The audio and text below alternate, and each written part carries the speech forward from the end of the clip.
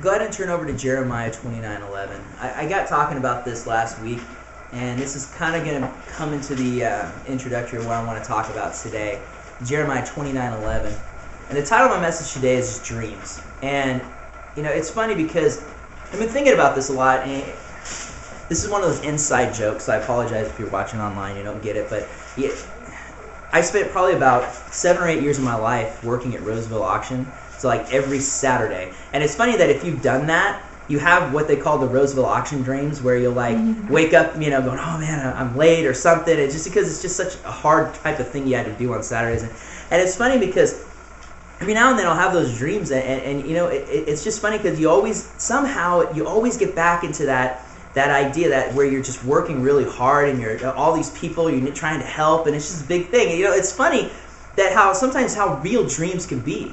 You know, how things in our life, you know, when we've experienced something, you know, we went through something. You know, another one is like Disneyland. I'm a big time Disneyland freak, and I have Disneyland dreams, but it's funny because a lot of times the Disneyland dreams are I've driven down there and forgot to pack, or I've driven down there and I don't have any money. You know, I mean, just weird things like that. But dreams are things that, you know, that go on in our head. You know, they're things that have to do with what goes on the outside, you know, when we're awake. You know, things that are going on in our mind.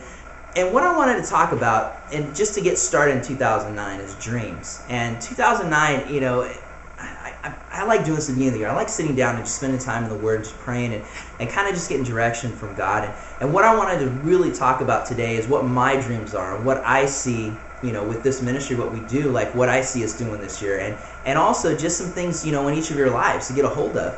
In Jeremiah 29, verse 11, I read this last week, but it's worth reading. Actually, it's worth reading every week.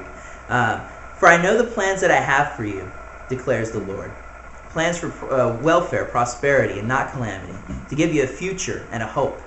You know, it's interesting because that word plans, you know, it's sad sometimes, you know, that's why if you don't really study the Bible and you just kind of just read it, you don't really get to really dive into the words. And the New American Standard, I'm not knocking it, it's my favorite translation, so I'm going to upset all the King James people, so I'm sorry.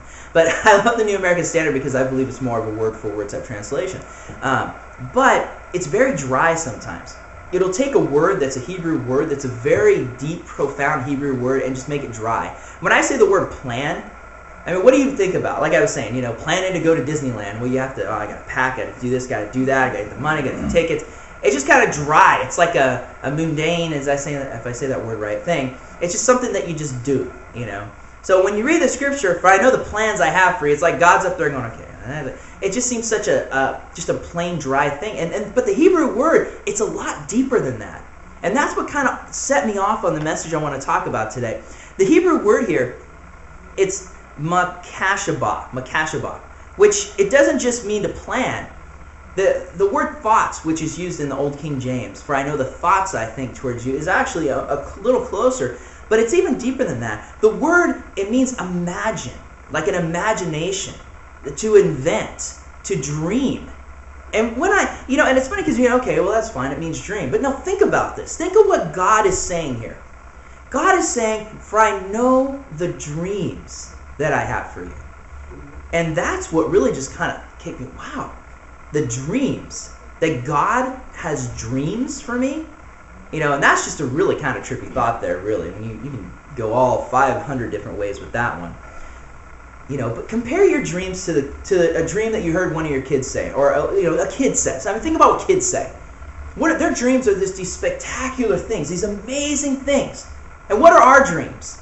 You know, I'm at work and I forgot to put on pants or something stupid like that, you know. Our dreams are sometimes pretty boring. When we get to be adults, we get so realistic, we get so caught up in the everyday thing that, you know, that we forget to dream. You know, and our life becomes just the next thing right here. You know, what's in front of us. You know, I got to do this, now I got to do this, now I got to do this. And you never really have time to think, well, what's the purpose of all this? What am I doing? Where do I want to be? What am I working towards? Am I just living? Am I just existing? You know? And it's sad because that's what most adults do. They never dream. But God says this. This is interesting because he says, for I know the dreams that I have for you. I know the dreams. You know, it's interesting. I was reading this Aristotle was the guy, I don't know if you're familiar with Aristotle, he actually was taught by Plato, if that helps any better. It's not the Plato that you play with, it's an actual philosopher.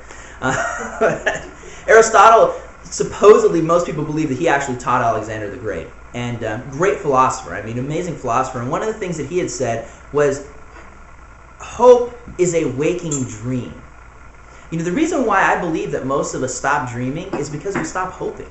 We kind of give up hope of things. You know, we have this amazing thing that maybe, you know, we wanted to do or wanted to become or something, and then we just kind of give up hope. You know, and I was thinking of that quote, that hope is a waking dream. You know, that our lives are so just organized in a way that we just do what's in front of us and we never stop to really hope for something bigger. And I think a lot of times we stop hoping is because our hope has been crushed. Our hope has been let down. You know? It's that feeling that, you know, maybe, you know, maybe there is no Santa Claus. Maybe there is no Easter Bunny. Maybe there is no Tooth Fairy. You know, and then we grow up and kind of just life is just this plain thing that means nothing. And we've stopped hoping. We stopped dreaming. We stopped reaching beyond ourselves. But God gave us that ability to dream, to hope, to reach out beyond ourselves for a reason. You know what that is? That's faith. You know, I was thinking, I was reading Genesis here. I like reading through the Bible, you know, at least every other year I read through the whole thing.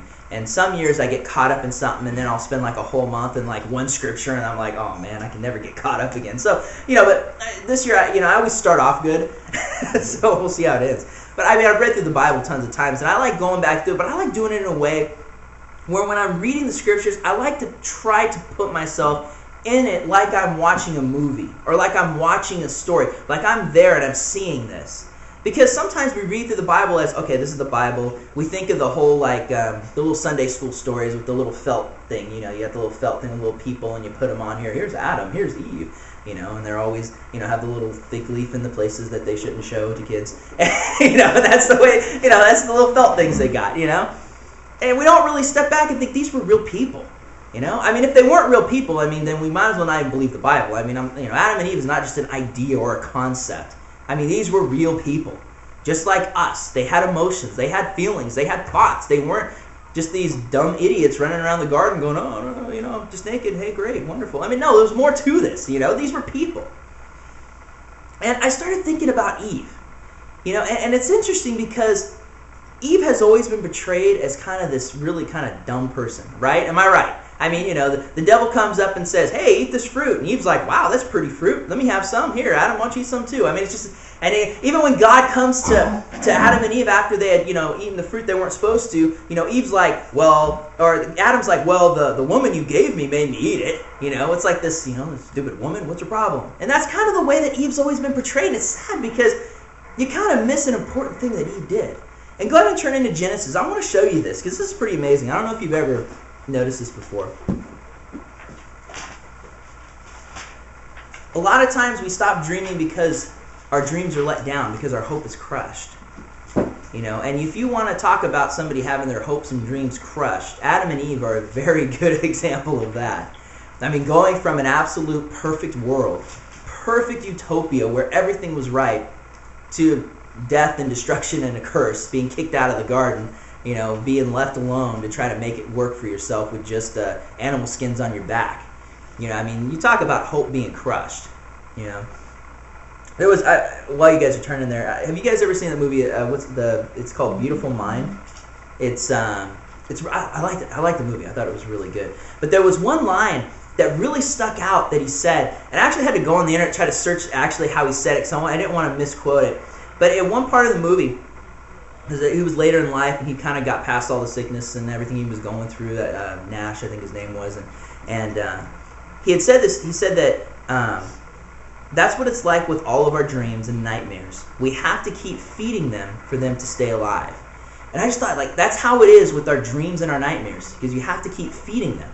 And I just thought about that, about how, you know, with dreams, we let these dreams die. We let this hope die. We get it crushed, and then we just leave it out to die. You know, Adam and Eve, I mean, Eve could have done that. I mean, she went from this perfect place to being absolutely just outcast and left alone. But what happened? Look at Genesis chapter 4.